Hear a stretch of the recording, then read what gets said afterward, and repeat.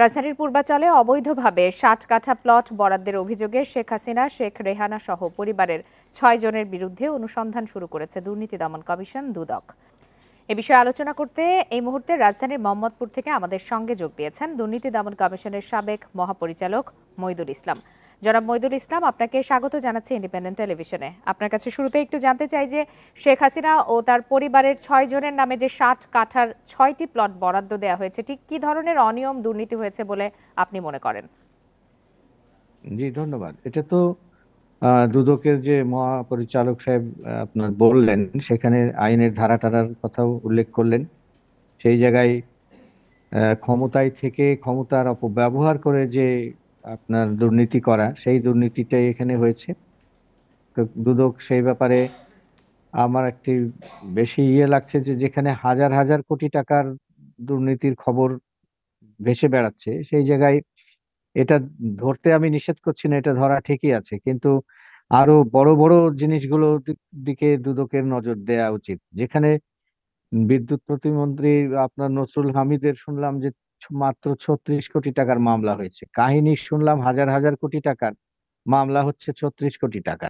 এইগুলো হচ্ছে দুদকের, আমিও দেখেছি ইতিপূর্বে, যে যখন বড় বড় কিছু ধরা হয়, কিন্তু মামলা করার সময় এসে দেখা যায় যে এই 36 32-এর উপরে আর উঠতে চায় না, 41 42 এর উপরে আর উঠতে চায় না। কিন্তু কাহিনী তো আছে হাজার হাজার কোটি টাকা লুটপাটের। দুদকের তো সেই দিকে যাওয়ার কথা আর কি। দিন ধরে তো আসলে বড় পদগুলো ফাঁকা ছিল, এটিও একটি কারণ হয়তো হতে পারে। আপনার কাছে আরেকটু জানতে চাই যে এক্ষেত্রে তদন্তে অনিয়ম প্রমাণ হলে আইনে কি ধরনের সাজার বিধান রয়েছে? কোন তদন্তে?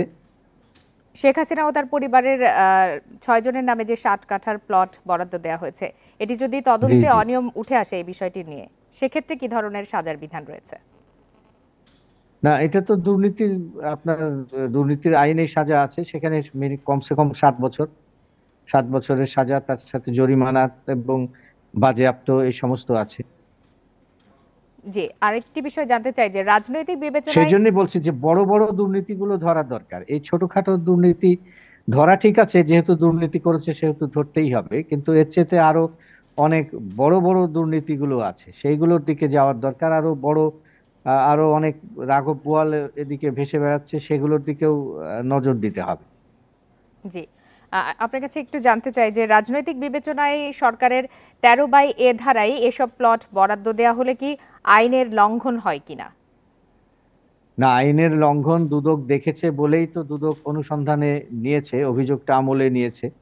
এরপরে আরো অনুসন্ধান করে দেখবে। এখন এই অনুসন্ধানগুলো, আমি বলবো যে অনুসন্ধানগুলো দ্রুত করা উচিত। এত সময় ক্ষেপণ করে অনুসন্ধান করলে মামলা করতে অনেক বিলম্ব হয়ে যাবে। তারা যেহেতু এইটি আমলে নিয়েছেন যে অনুসন্ধান যোগ্য, মামলার অনুসন্ধান অভিযোগের ভিতরে ভিত্তি আছে, সুতরাং তারা এটি তাড়াতাড়ি অনুসন্ধান করে শেষ করবেন এবং মামলায় যাবেন। সেটাই আমার সাজেশন থাকবে।